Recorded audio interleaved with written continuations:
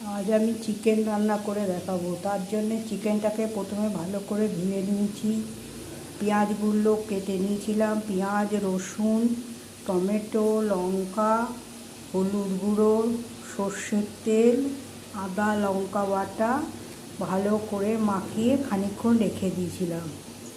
আর এদিকে আলুগুলোকে ভালো করে ভেজে নিয়েছি।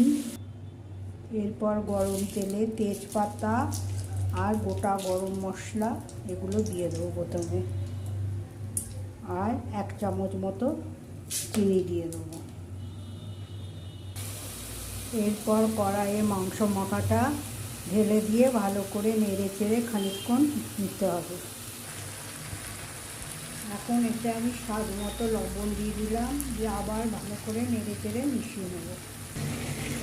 এরপর এতে আমি চিকেন মশলা অ্যাড করলাম আর থাই গরম মশলা দিয়ে দিলাম, দিয়ে আবার একটু।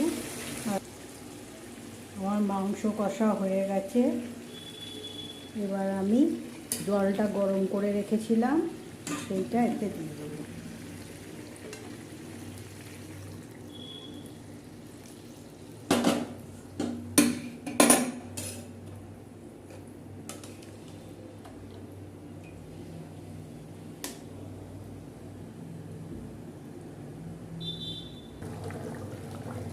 এই যে আমার ঝোল ফুটছে মাংসের।